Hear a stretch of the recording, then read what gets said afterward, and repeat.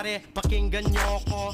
Ito ng tunay na Pilipino, galing sa baryo sa Pambato. Pumunta ng LA ng trabaho para makatulong sa nanay dahil